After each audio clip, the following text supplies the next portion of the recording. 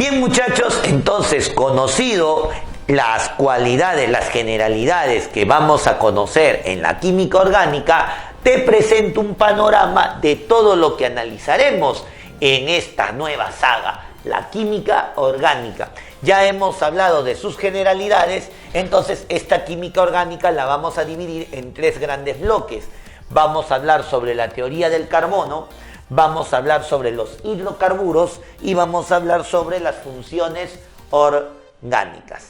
De tal manera que en la teoría del carbono hablaremos sobre las propiedades que presenta el carbono y los tipos de carbono que existen, considerando que el carbono es el elemento principal de la química orgánica. No te olvides que se le conoce como la química del carbono. Entonces acá hablaremos todo respecto al comportamiento del carbono.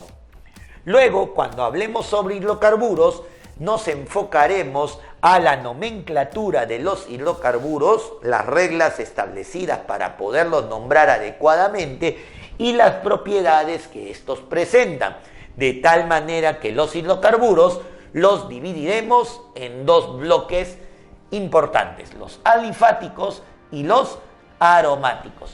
En los alifáticos tendremos los acíclicos que presentan una estructura abierta y los cíclicos que presentan una estructura cerrada, una estructura de figura geométrica.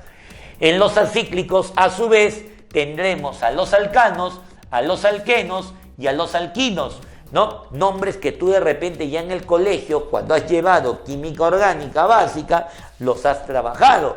Mientras que en los cíclicos trabajaremos a los cicloalcanos y a los cicloalquenos. Entonces, eso solo concerniente a los alifáticos, acíclicos, alcanos, alquenos y alquinos, y cíclicos, cicloalcanos y cicloalquenos. Mientras que en los aromáticos, que es el otro rubro de los hidrocarburos, analizaremos la llamada regla de Huckel, que es una regla que establece cómo reconocer a los compuestos aromáticos. Hablaremos del representante principal de los aromáticos, que es el benceno, y los derivados que éste presenta, tales como algunos compuestos que conocemos en la vida diaria y que por ahí de repente no nos dábamos cuenta que provenían de este personaje, que eran del benceno. Entonces, todo esto va a estar enfocado al análisis, al desarrollo de los hidrocarburos.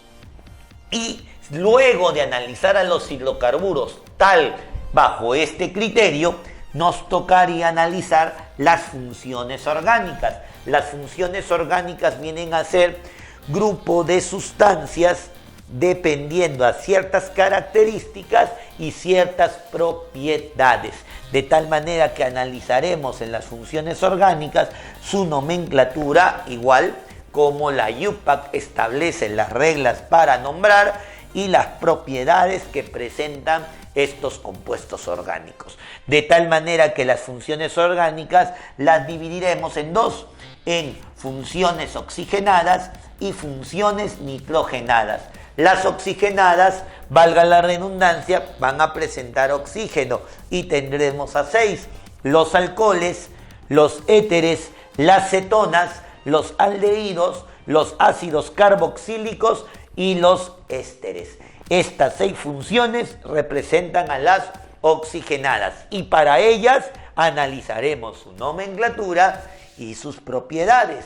De la misma manera, con las nitrogenadas, donde hablaremos de aminas, hablaremos de amidas y hablaremos de nitrilos. Igual, tanto su nomenclatura como sus propiedades. Entonces, en este camino de la química orgánica, estos son las rutas que vamos a tomar. Vamos a analizar al carbono, vamos a analizar a los hidrocarburos en esta subdivisión de alifáticos y aromáticos y vamos a analizar a las funciones orgánicas dividiéndolas en aquellas vinculadas con oxígeno, funciones oxigenadas, y aquellas vinculadas con el nitrógeno, funciones nitrogenadas. Como puedes ver, la química orgánica es amplia, la química orgánica es detallista, y justamente nuestro objetivo es aprender la nomenclatura y las propiedades que los compuestos orgánicos presentan para nosotros. Bueno, amiguitos de Logical, como has podido ver, hemos iniciado el estudio de la química orgánica, hemos conocido las generalidades sobre los compuestos orgánicos